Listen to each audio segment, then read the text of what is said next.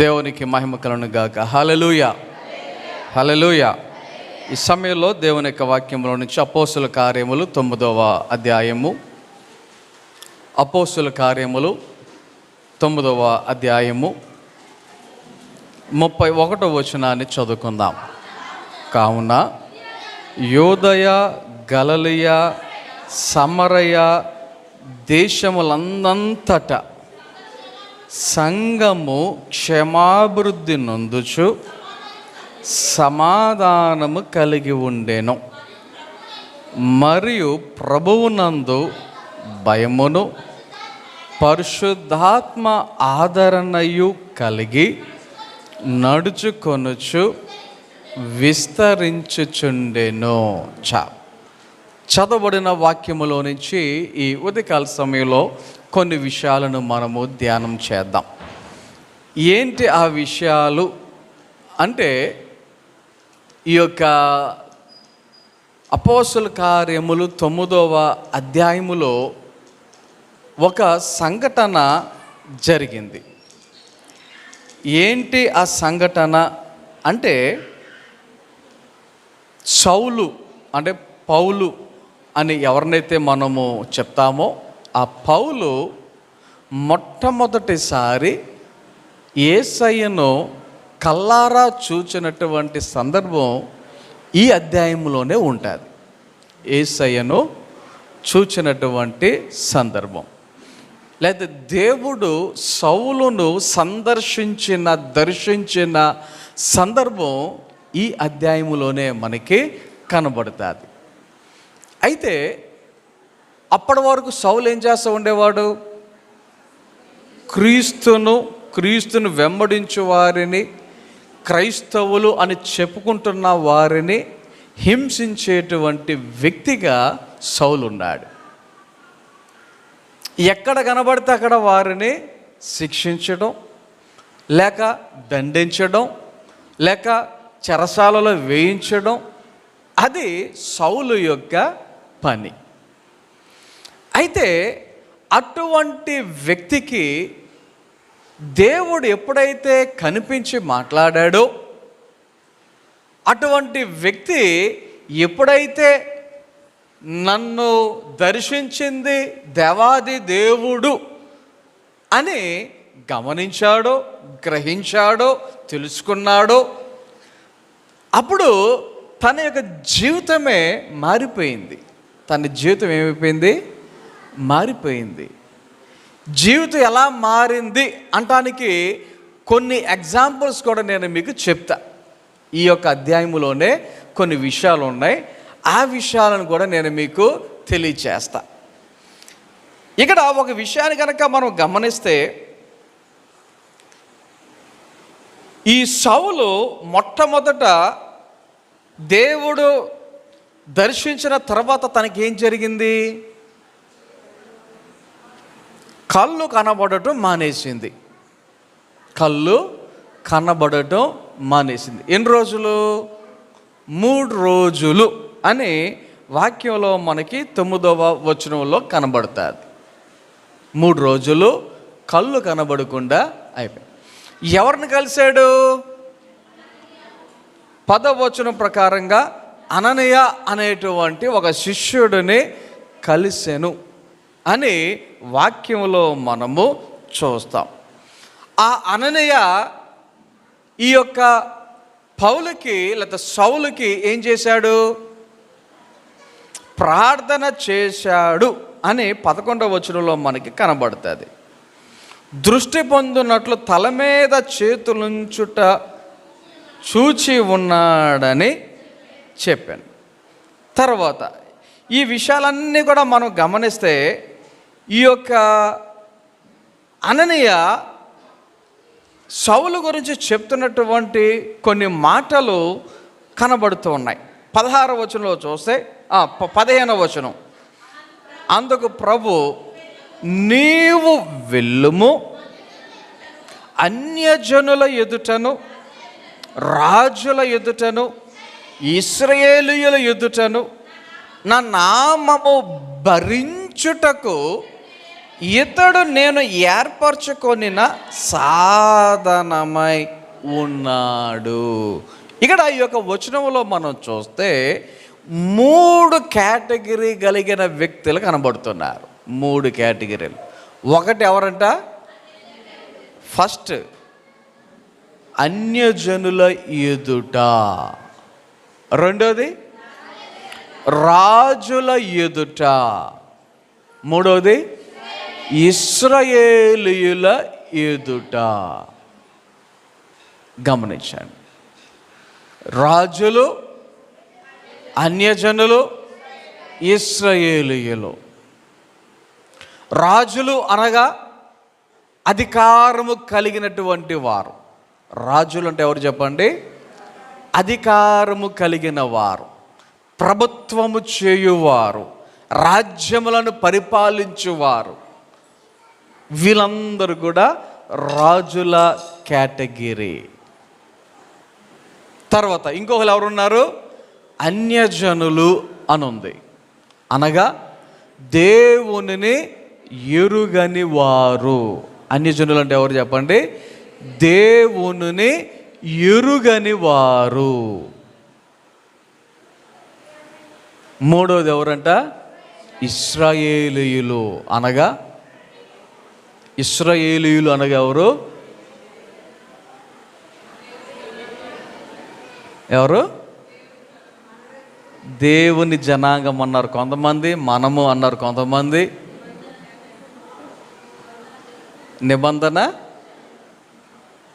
నిబంధన జనాలు అన్నారు కొంతమంది. సరే, ఇంకో మాట చెప్తాను. ఇంకొక మాటలో చెప్పాలంటే యూదులు. ఎవరు చెప్పండి?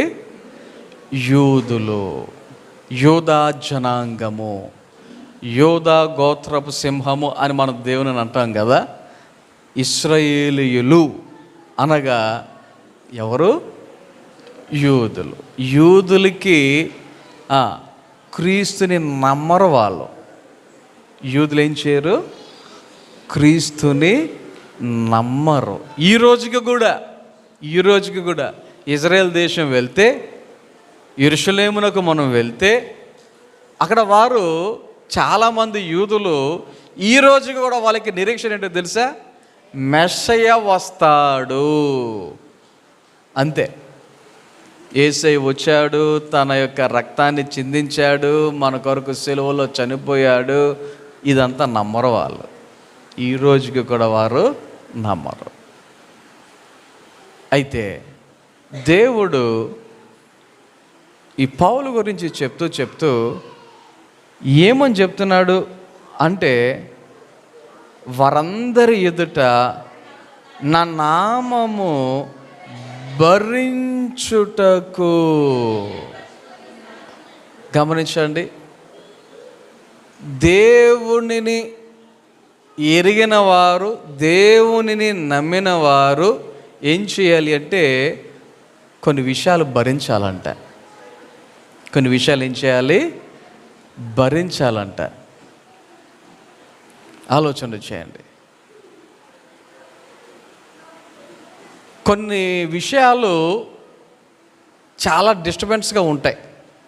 కొన్ని సంగతులు, కొన్ని పరిస్థితులు చాలా అంటే చాలా డిస్టర్బెన్స్గా ఉంటాయి. ఒక రకంగా చెప్పాలంటే నేను పాస్టర్ గారు ఎన్ని మాటలు భరిస్తూ ఉన్నామో, 1 కాదు 2 కాదు, ఎన్ని మాటలు భరిస్తూ ఉన్నామో గమనించండి.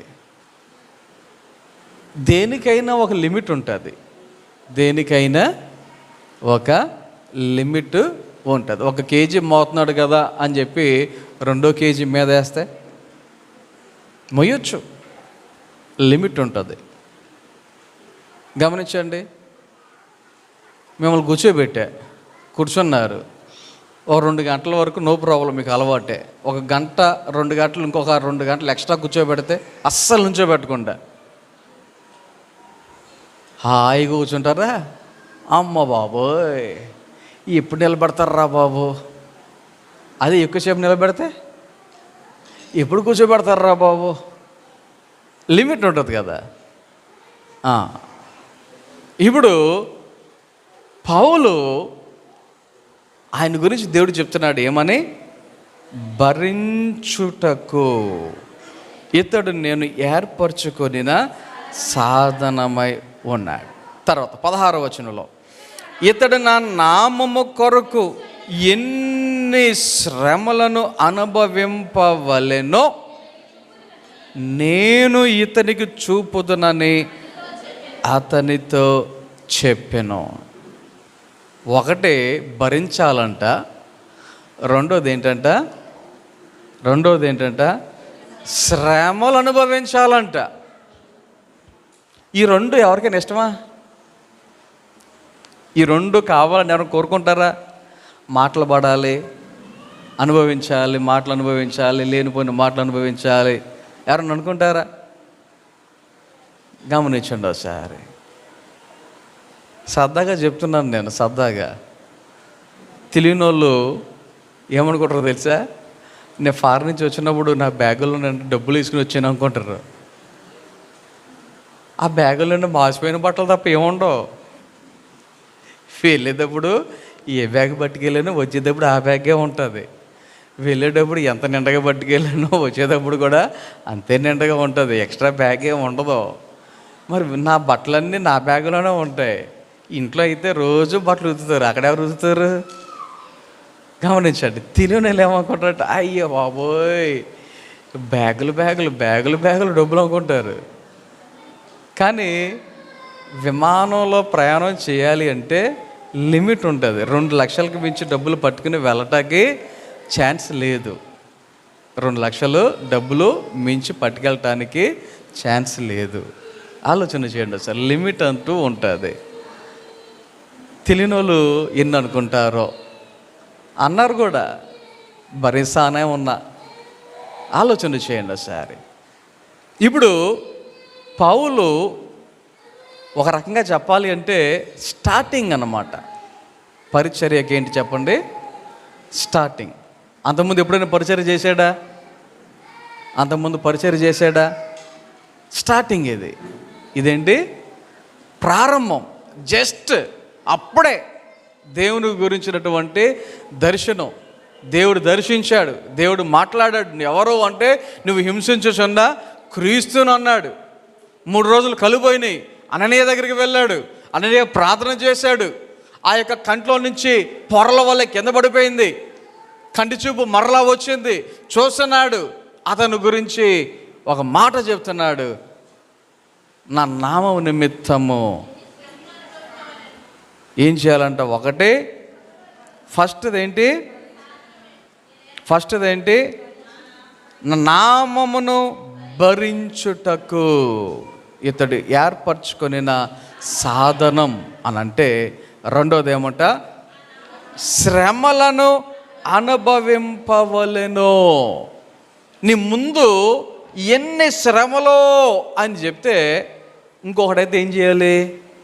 అయ్య బాబోయ్ శ్రమలా నాకు వద్దులే, కష్టాలా నాకు వద్దులే, పనులా అమ్మో నేను రానులే. ఆలోచన చేయండి సార్. పని, శ్రమ, కష్టము అనేసరికి ఏం చేస్తూ ఉంటాం? మానేస్తూ ఉంటాం. అప్పుడప్పుడు మన ఈ చర్చ్ కట్టే టైంలో ఒక చిన్న డైలాగ్ నేను విన్నా. ప్లాస్టింగ్ పని లేకపోతే కబోర్డుల పని అంటేనేమో జనాలు నేను వస్తా అంటారంట. అది కాకుండా కంకర పని అన్న రోజున ఎవడు రాడంట. ఎందుకో తెలుసా? ఆ రోజు గట్టిగా ఉంటుంది పని అనేసరికి కొంతమంది ఏం చేయరు, రారు ముందుకి. ఆలోచన చేయండి. కొంతమంది అంటే మీరు బాధపడద్దు, ఉన్న వాస్తవం చెప్తున్నా, అందరూ కాదు కానీ కొంతమంది వంట చేయడానికి చాలా ఇష్టంగా వస్తారు, కడగటానికి అంత ఇష్టంగా కడుగుతారంటే కొంతమంది కారణాలు ఏమైనా ఉండొచ్చు. కారణాలు ఏమైనా ఉండొచ్చు. గమనించండి. శ్రమలు వస్తాయి, నువ్వు పడాలి అని దేవుడు ముందే చెప్పాడు పౌలుకి. తర్వాత వాక్యాన్ని చెప్పడం ప్రారంభించాడు. సౌలు ఏంటి? వాక్యాన్ని చెప్పడం ప్రారంభించాడు. 20వ వచనం, సమాజ మందిరములలో యేసే దేవుని కుమారుడని ఆయనను గూర్చి ప్రకటించుచు వచ్చెను. సౌలు ఏం చేస్తా ఉన్నాడు? యేసే దేవుని కుమారుడు. అప్పటి వరకు ఏం జరిగింది? ఎవరైనా యేసు దేవుని కుమారుడు అని చెప్తే హింసించేవాడు, శ్రమ పెట్టేవాడు, చెరసాలలో వేసేవాడు. ఆలోచన చేయండి. ఇప్పుడు అతనేం చెప్తున్నాడు? యేసే దేవుని కుమారుడు అని చెప్తా ఉన్నాడు. 21వ వచనం, వినిన వారందరూ విభ్రాంతి నొంది ఆశ్చర్యపడి, వామ్మో ఏంటి మనం వింటున్నది, చెప్పేది ఎవరు, ఏం చెప్తున్నాడు, ఎలా చెప్తున్నాడు ఏంటి అని వాళ్ళంటా ఉన్న మాట, ఈ నామమును బట్టి ప్రార్థన చేయవారిని నాశనం చేసిన వాడు ఇతడే కదా, వారిని బంధించి ప్రధాన యాజకుల యొద్దకు కొనిపోవుటకు ఎక్కడికి కూడి వచ్చి ఉన్నాడని చెప్పుకొనిరి. ఎందుకు వచ్చారని చెప్పుకుంటున్నారు? ఎవరెవరైతే ఇక్కడికి వచ్చి యేసు దేవుని కుమారుడు అని అంటారో అలాగన అన్న ప్రతి ఒక్కరిని కొడాబెట్టుకుని తీసుకుపోవటానికి వచ్చాడు అని చెప్తా ఉన్నారు. పౌలు అందుకు వచ్చాడా? సౌలు అందుకు చెప్తున్నాడా? వీళ్ళని కూడా పట్టుకుని పోవటానికి పౌలు ఈ విషయాలని చెప్తున్నాడా? ఆలోచన చేయండి. మారాడు. సౌలు మనసు మార్చుకున్నాడు. సౌలు తనకి హృదయాన్ని దేవునికి ఇచ్చాడు. అంతకుముందు హింసించాడు, కానీ ఇప్పుడు హింసింపబడటానికి, అంతకుముందు ఇతరులను చాలా అంటే చాలా బాధ పెట్టాడు, ఇప్పుడు తాను బాధపడటానికి, ఇతరులను ఇంతకుముందు శ్రమ పెట్టాడు, ఇప్పుడు తాను శ్రమపడటానికి ఎంతగా మార్పు చెందాడో, ఎంతగా తన యొక్క ఆలోచన విధానాన్ని మార్చుకున్నాడో ఈ యొక్క సందర్భంలో మనము గమనించవచ్చు. ఆలోచన చేయండి. దేవుని యొక్క సన్నిధిలో సౌలుగా, అంతకుముందు హింసించిన వాడుగా ఉన్న, ఇప్పుడు దేవుని కొరకు ఎంత శ్రమైనా అనుభవించటానికి, ఎంత భారమైనా అనుభవించటానికి సిద్ధంగా ఉన్నాడు. అయితే ఇక్కడ ఇంకొక విషయాన్ని నేను చెప్తాను. జనాలు నిడుగా మాట్లాడుతున్నారు. జనాలు ఎలా మాట్లాడుతున్నారు? నన్ను తీసుకెళ్తాకు వచ్చాడు, మనల్ని తీసుకుపోతాకు వచ్చాడు అని మాట్లాడారు. అయితే సౌలు ఫీల్ అయ్యాడా? సౌలు ఏమైనా ఫీల్ అయ్యాడా? కారణం ఏంటంటే, ఎవరైనా ఏదన్నా అంటే ముందు మన మకాలు మనం మార్చేసుకుంటాం, ముందు మనమే ఫీల్ అయిపోతాం, ఆ తర్వాత సంగతి. కానీ సౌలు ఏం చేస్తున్నాడు? మరీ ఎక్కువగా బలపడి, అదేంటి, ఒక మాట అంటే బలహీనపడాలి కదా, ఒక మాట అంటే వెనకడుగు వేయాలి కదా, ఒక మాట అంటే హృదయంలో నొచ్చుకోవాలి కదా, ఒక మాట అంటే మనసులో బాధ రావాలి కదా. మరి సౌలు ఏంటి, అన్ని మాటలన్నా ఏం చేస్తా ఉన్నాడు? మరీ ఎక్కువగా బలపడి ఏం చేస్తున్నాడు? ఈయనే క్రీస్తు అని రుజువు పరుచుచు దమస్కులో కాపురమున్న యూదులను కలవరపరిచెను. ఏం చేస్తా ఉన్నాడు? యూదులకు ఈ విషయాన్ని చెప్తా ఉన్నాడు. ఏమని? ఈయనే క్రీస్తు అని రుజువుపరచుచు. ఏదో మాట చెప్పడం కాదు, ఏదో సరదాగా ఒక మాట అనడం కాదు, రుజువు చేస్తూ ఉన్నాడు. ఇక్కడ ఇంకొక వ్యక్తి గురించి కూడా నేను చెప్పాలి. ఇక్కడ నేను మరొక వ్యక్తి గురించి కూడా చెప్పాలి. ఎవరు మరొక వ్యక్తి అంటే బర్నబాసు అనేటువంటి ఒక వ్యక్తి. ఎవరతను? బర్నబా. చూడండి, మనకు కిందకి చదువుకుంటూ వెళ్తే 27వ వచనం. అయితే బర్నబా అతనిని దగ్గర తీసి అపోస్తలుల యొద్దకు తోడుకొని వచ్చి, అతడు త్రోవలో ప్రభువును చేర్చుననియు, ప్రభువు అతనితో మాట్లాడననియు, అతడు దమస్కులో యేసు నామమును బట్టి ధైర్యముగా బోధించననియు వారికి వివరముగా తెలియపరచెను. ఓకే, ఇక్కడ ఒక చిన్న విషయాన్ని మనం గమనించాలి. యూదుల దగ్గర కూడా సౌలు మాట్లాడాడు. ఆ మాటలకి వారు ఏమయ్యారంట? కలవరపడ్డారు అని వాక్యం చెప్తుంది కదా. అది జరిగిన తర్వాత వాళ్ళు ఏం చేద్దాం అనుకున్నారంటే, ఎలాగైనా కూడా సౌలుని చంపేయాలి అని ఆలోచించినట్లుగా 23వ వచనంలో కనబడుతుంది. 23వ వచనంలో కనబడుతుంది. ఎలాగైనా సౌలుని ఏం చేయాలి? చంపాలి.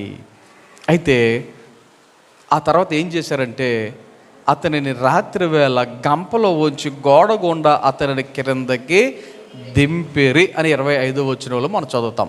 సీక్రెట్గా, ఎవరికి తెలియకుండా ఒక గంపలో కూర్చోబెట్టి పైనుండి చాలా అంటే చాలా ఎత్తనమాట గోడలో, మన గోడలాగా ఎక్కి దూకేద్దామంటే అయ్యేది కాదు. ఆ గోడల దగ్గర నుండి పైనుండి కిందకి గంపలో కూర్చోబెట్టి దింపి నువ్వు ఇక్కడి నుంచి పారిపోన్నారు, ఇక్కడి నుంచి పారిపోన్నారు. అప్పుడు అక్కడి నుంచి ఎక్కడికి వచ్చాడంట? యెరూషలేమునకు వచ్చి అని దేవుని యొక్క వాక్యములో మనము చదువుతున్నాం. ఎక్కడి నుంచి యెరూషలేముకు వచ్చాడు? దమస్కు అనేటువంటి ప్రాంతము నుండి యెరూషలేమునకు వచ్చాను. ఇప్పుడు సౌలు ఎలాంటి పరిస్థితిలో ఉన్నాడు అంటే, తన ప్రాణాన్ని రక్షించుకునే పరిస్థితిలో ఉన్నాడు. చంపడానికి చూస్తున్నారు కాబట్టి రక్షించుకునేటువంటి పరిస్థితుల్లో ఉన్నాడు. రైట్. ఇప్పుడు జరిగినటువంటి పరిస్థితి ఏంటి అంటే, బర్నబా పౌలును ఏం చేశాడు?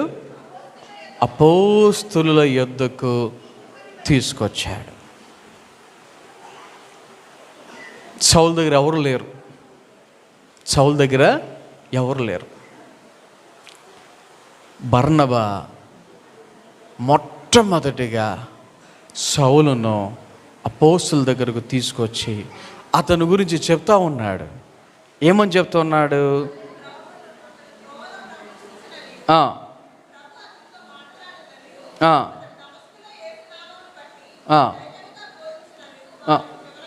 వివరముగా తెలియచేయగా. దానికి ముందు ఏం జరిగింది? 26వ వచనంలో అతడు శిష్యుడని నమ్మక అందరూ అతనికి భయపడుతున్నారు.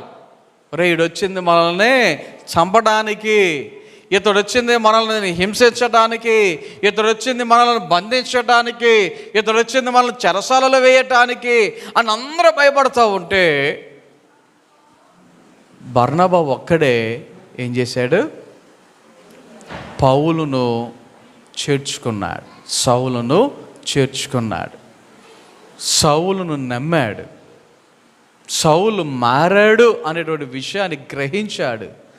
గ్రహించి చెప్తున్నటువంటి విషయాలు ఏం చెప్తున్నాడు? ఇక్కడ చాలా విషయాలు చెప్తున్నాడు. త్రోవలో ప్రభువును చూచాడు, ప్రభు అతనితో మాట్లాడాడు, దమస్కులో యేసు నామమును బట్టి ధైర్యముగా బోధించాడు. ఈ విషయాలన్నీ చెప్పాడు. ఇప్పుడు ఈ బర్నబా ఎవరు? బర్నబా ఎవరు? యాక్చువల్గా తల్లిదండ్రులు పెట్టిన పేరుంటే తెలుసా? బర్నబాకి అసలు పేరుంటే తెలుసా? యోసేఫ్ అసలు పేరు. కానీ అక్కడ ఉన్నటువంటి మరి పెద్దలు, లేకపోతే శిష్యులు, అపోస్తలులు వీరందరూ బర్నబా అని పిలుచుకునేవారు. బర్నబా అనగా అర్థం ఏంటి? బర్నబా అనగా అర్థం ఏంటి? ఎవరికి తెలీదా? బర్నబా అనేటువంటి పేరుకి అర్థం ప్రోత్సహించువాడు అని అర్థం. అర్థం ఏంటి? ప్రోత్సహించువాడు. మరి ఇప్పుడు బర్నబా పౌలుని ఏం చేసినట్టు? ప్రోత్సహించాడా లేదా? ఆలోచన చేయండి. ఇది అపోస్తల కార్యాలు 9వ అధ్యాయం మనం చదువుతున్నాం. ఇంకెక్కడి నుంచి తర్వాత చదువుకుంటూ వెళ్తే బర్నబా గురించి ఎక్కువ కనబడదు మనకి. ఎవరి గురించి ఎక్కువ కనబడుతుంది? పౌలు గురించే కనబడుతుంది. బర్నబా పేరు ఎక్కువగా వినం. ఎవరి పేరు ఎక్కువగా వింటాం? పౌలు పేరే మనము ఎక్కువగా వింటాం. ఆలోచన చేయండి. అంటే బర్నబా పౌలును ప్రోత్సహించాడు, పౌలును చేర్చుకున్నాడు, పౌలును గురించి 2 విషయాలు అపోస్తలులతో చెప్పాడు. ఆలోచన చేయండి. నెక్స్ట్ పౌలుగా ఆ యొక్క తన జీవితంలో తను ఎలాగయ్యాడు అంటే అనేకమైన పత్రికలు బైబిల్లో పొందుపరచడం అనేది జరిగింది. అనేకమైన విషయాలు బైబిల్లో మనకి కనబడుతూ ఉన్నాయి. ఈ పరిచర్య స్టార్టింగ్లో ఎలా ఉంది అంటే 31వ వచనం వచ్చేసరికి యోదయ, గలిలయ, సమరయ దేశములందంతటా, ఈ ఊరిలో, ఆ ఊరిలో, ఈ చర్చిలో, ఆ చర్చిలో అలా కాదు, చిన్న చిన్న గుంపులు కాదు, దేశాలే. సమరయ, యోదయ, గలిలయ దేశములందంతటా సంఘము ఏమవుతా ఉందంట? క్షేమాభివృద్ధి నొందుచు. సంఘం ఏమవ్వాలి? క్షేమాభివృద్ధి నొందాలి. సంఘం ఏమవ్వాలి? క్షేమాభివృద్ధి నొందాలి. ప్రతి నెల 30వ తారీఖు మరి మన యొక్క ప్రార్థన కూడికకు పేరేంటి? కుటుంబ ఆశీర్వాద కూడిక అనే ఒక చిన్న పేరు పెట్టుకున్నాం. ఆలోచన చేయండి, ఎంతమంది కుటుంబాలు ఈ యొక్క ఆ ప్రత్యేకమైన ప్రార్థనల వలన ఎంతమంది మరి మంచి ఆశీర్వాదాలు పొందుకుంటూ ఉన్నారు. ఆ పేరు ఈ పేరు అని చెప్పనవసరం లేదు, కానీ అనేక మంది బయట వాళ్ళకి వచ్చిన మాటతో మన గురించి నేను మాట్లాడుతున్నా. ఆలోచన చేయండి. సంఘము ఏమవుతూ ఉండాలి? క్షేమాభివృద్ధి నొందుచూ ఉండాలి. మనము క్షేమమును, అభివృద్ధిని కలిగి ఉండాలి. ఈ ప్రత్యేకమైన సభలు ఎందుకు అంటే దాని నిమిత్తమే. ఈ ప్రత్యేక సభలు దేని గురించి? దాని గురించి. సంఘము క్షేమాభివృద్ధి నొందుట. రెండవది సమాధానము కలిగి ఉండెను. ఏం కలిగి ఉండాలంట? సమాధానము. ఆలోచన చేయండి. నువ్వు విశ్వాసివి, నిజమైన దేవుని బిడ్డవు అనేటువంటి దానికి రుజువు ఏంటి అంటే సమాధానం కలిగి ఉండటమే. ఏం కలిగి ఉండటం? సమాధానం కలిగి ఉండటమే. రీసెంట్గా నన్ను ఒక ఆయన ఫోన్ చేసి మరి అరిచేసాడు, నా మీద కేకలు ఇచ్చాడు. పేరు చెప్పను, కానీ ఒక ఆయన నా మీద మామూలు కేకలు కాదు, కేకలు బొబ్బలు అంటారు కదా, అలాగనమాట. రీసెంట్గా ఈ నెలలోనే. అయితే మొన్న బుధవారం ఒక మీటింగ్కి వెళ్ళినప్పుడు ఆయన కూడా వచ్చాడు. నన్ను చూసి దూరంగా ఉంటున్నాడు. నేను స్టేజ్ మీద ఉన్నా, ఆయన కింద ఉన్నారు. లాస్ట్కి మీటింగ్ అయిపోయింది, భోజనాలు దగ్గరికి వెళ్ళాలి. ఈ లోపల భోజనాల దగ్గర ఆయన అడుగు తిరిగి ఉన్నాడు, ఆయన వెనకాల నేను వెళ్తా ఉంటే అయ్యగారు వందనాలు, ప్రైజ్ లార్డ్, బాగున్నారా అని అన్నాను నేను. ఎలా తిరిగాడు, ఎవరబ్బా నన్ను అంతలా పలకరించారండి. తీరా చూస్తే నేనే. ఆయనకి ఏం అర్థం కాల. ఊరే ఆయన నేను తిట్టేసి నేనే, నేను అరిసింది ఈయన్నే, నేను కోపపడింది ఈయన్నే, ఆయన నాతో మాట్లాడడం అనుకున్నాను, నాతోనే ఆయనే మాట్లాడు ఏంటి? ఎందుకంటే తప్పు నా వైపు ఏమీ లేదు, 1% కూడా తప్పు నా వైపు లేదు. ఆయనే నన్ను అరిచాడు. ఆయన తిరిగి నేనే వెళ్ళి మాట్లాడా. ఆయన షాక్. ఆలోచన చేయండి ఒకసారి. నిజమైన విశ్వాసి, నిజమైన దేవుని బిడ్డలు ఏం కలిగి ఉండాలి? సమాధానం కలిగి ఉండాలి. ఆలోచన చేయండి. సంఘములో ఈ 3, ఒకటి క్షేమము, అభివృద్ధి, సమాధానం. ఈ 3 ఉంటున్నాయా లేదా? ఈ 3 మనం కలిగి ఉంటున్నామా లేదా? ఆలోచన చేద్దాం.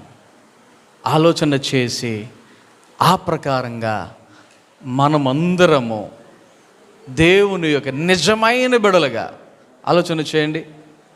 ఇంట్లో 2 పిల్లలు మాట్లాడుకుంటా లేదు అనే విషయం తల్లిదండ్రులు తెలిస్తే తల్లిదండ్రులకి ఎలా ఉంటుంది చెప్పండి? అన్నదమ్ములు కావచ్చు, అక్క చెల్లెలు కావచ్చు, లేదా అక్క తమ్ముడు కావచ్చు, అన్న చెల్లెలు కావచ్చు, ఒకరికొకరు మాట్లాడుకుంటా లేదు అంటే తల్లిదండ్రులకు ఎలా ఉంటుంది? భలే సూపర్ అనుకుంటారా తల్లిదండ్రులు ఎవరైనా? ఆలోచన చేయండి. మరి సంఘములో ఒకవేళ ఇటువంటి సమాధానము లేనటువంటి పరిస్థితులు ఉంటే మరి మన తండ్రిని దేవుడు అటువంటి వారిని బట్టి ఎంత సంతోషిస్తాడా, బాధపడతాడా? అర్థం చేసుకోండి. సంఘము క్షేమముగా ఉండాలి, అభివృద్ధి నొందుతూ ఉండాలి. అలా జరుగుతూ ఉంటే తండ్రిని దేవుడు సంతోషించేవాడుగా ఉంటాడు. అలా కాకుండా ఎక్కడేసిన రోకలు అక్కడన్నట్టుగా అలాగే ఉంటే దేవునికి ఏమైనా మహిమకరముగా ఉంటుందా? సో ఈ సమయంలో ఈ యొక్క సభల కొరకు ప్రత్యేకంగా నేను చెప్పే మాట ఏంటంటే, ఇది దేని కొరకు? మన సంఘ క్షేమాభివృద్ధి కొరకు. ఈ సభలు దేని కొరకు? సంఘ క్షేమాభివృద్ధి కొరకు. రెండవది సమాధానము కలిగి ఉండుట కొరకు. రాత్రి గ్రౌండ్లో ఒక మాట అన్నాను. ఏమన్నాను? మనలో సమాధానం లేకుండా చేయటం, సఖ్యత లేకుండా చేయటం, లేకపోతే ప్రేమ లేకుండా చేయటం, లేకపోతే జరగబోయే సభలు మంచిగా దేవునికి మహిమకరముగా జరగకుండా చేయటం ఎవడి యొక్క ఆలోచన? అపవాదిగాడి యొక్క ఆలోచన, అపవాది యొక్క ప్లాన్. మంచి సమయాన్ని బట్టి దేవుని యొక్క సన్నిధిలో ఇప్పటివరకు ఈ రీతిగా స్తుతించడానికి, ఆరాధించడానికి, వాక్యాన్ని ధ్యానించడానికి, సభల కొరకు కొన్ని విషయాలు మాట్లాడడానికి ఇచ్చిన అవకాశాన్ని బట్టి వందనాలు స్తోత్రాలు చేసుకుంటూ ఉన్నాను. ప్రతి ఒక్కరిని నిశ్చయంగా తీసుకుంటున్నాను. దేవా, ఎక్కడెటువంటి తొందరలు కానీ సఖ్యతమైనటువంటి ఆలోచనలు కానీ లేకుండా దేవాని యొక్క నామ మహిమాత్మకమైన సంఘము క్షమాభివృద్ధి నందుచు సమాధానం విషయంలో అందరూ సమాధానం కలిగి ముందు కొనసాగడానికి సహాయం దయచేయమని ప్రార్థన చేయించుకున్నాను. దేవ, ఈ సమయంలో ఈరోజు రేపు జరగనున్న సభల విషయంగా తీసుకుంటున్నాను.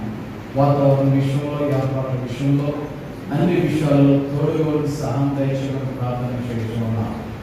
ముఖ్యంగా దేవ, అన్ని విషయాల్లో తోడుగోడు సహాయం దయచేయమని, పరిచయం చేయబోతున్నా, పరిచయం చేసిన, పరిచయం చేస్తున్న నీ బిడ్డలందరినీ బలపరచు, సహాయం దయచేసి నీ కృపలో బలపరచు.